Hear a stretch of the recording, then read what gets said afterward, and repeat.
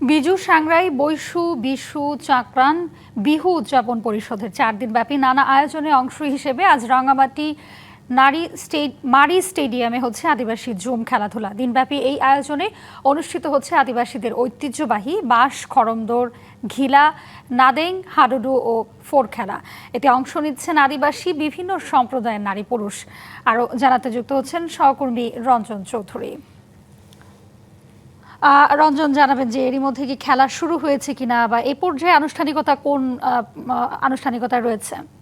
পুরনো বছরকে বিদায় এবং নতুন বছরকে বরণের জন্য যে উৎসব এখানকার আদিবাসী জনগোষ্ঠী পালন করে থাকে, সেই উৎসবকে কেন্দ্র করে পুরো পার্বত্য চট্টগ্রাম এখন উৎসবের নগরীতে পরিণত হয়েছে। চারিদিকে আমরা আজকে যে চিংলামং চৌধুরী মারি স্টেডিয়ামে আছে, সেই মারি স্টেডিয়ামে আদিবাসী যুগ্ম ঐতিহ্যবাহী যে খেলাধুলার পরিবেশন আছে, সেই আয়োজনটি আছে। এবং আজকে এই উৎসবের যে 4 দিনের আজকে হচ্ছে দ্বিতীয় দিন।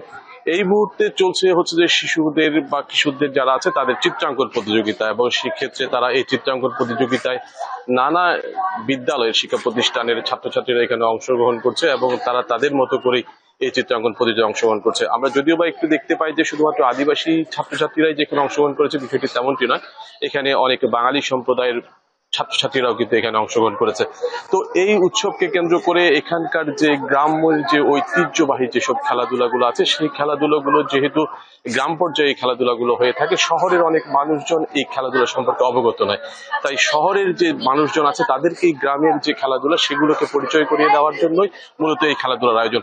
সকাল থেকে এই খেলাধুলা, নানা ধরনের খেলাধুলার আয়োজন হয়েছে। এখন একটু পরে আবার যেটা আমাদের হাডুডু খেলা, সেগুলো এখানে অনুষ্ঠিত হবে। সেখানে অংশগ্রহণ করবে নারী পুরুষ সহ নানা বয়সী মানুষজন এখানে অংশগ্রহণ করবে। তো আজকে মূলত এই খেলাটি চলবে এবং আগামীকাল হবে যে ঐতিহ্যবাহী পার্বত্য চট্টগ্রামে, সেটি হচ্ছে বলি খেলা। আরেকটি বিষয় বলে রাখি যে এইখানকার যে উৎসবগুলোতে বিজু সাংরাই বৈশু বিশু সংক্রান্ত সাংলান শিয়া বাটার ও ভিটামিন ই সমৃদ্ধ লিলি বিউটি সোপ, তারুণ্যময় উজ্জ্বল ত্বকের জন্য। পাতা বিহু যে উৎসবটি অনুষ্ঠান হচ্ছে, এখানে আদিবাসী নানা জনগোষ্ঠী এই উৎসবকে বিভিন্ন ধরনের নামে ডেকে থাকে। এবার কিন্তু সেই নামগুলো যাতে প্রকাশ্যে আসে সে ধরনের সিদ্ধান্ত নিয়েছে এখানকার মানুষজন, এবং তাই স্ব জাতির যে নিজস্ব যে নাম আছে এই বর্ষবরণের, সেই নাম দিয়েই তারা মূলত এই আয়োজনটি করছে।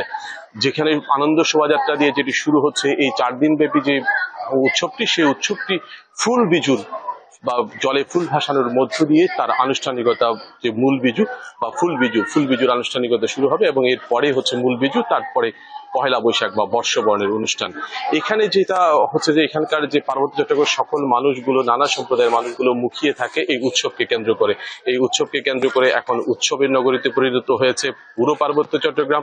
আরেকটি বিষয় বলে রাখি যে শুধুমাত্র যে উৎসব যে হচ্ছে বিষয়টি তেমনটি, উৎসবের পাশাপাশি আরো একটি বিষয় আছে যে এখানকার যেসব মানুষজন আছেন বা পাহাড়ি যারা আছেন, তারা কিন্তু বলার চেষ্টা করছেন যে তাদের যে পার্বত্য চুক্তি যেটি আছে সেটির পূর্ণাঙ্গ বাস্তবায়ন এবং স্বচ্ছ জাতিকে আদিবাসীর যে সাংবিধানিক স্বীকৃতি, সেই দাবিটিও তারা করছেন।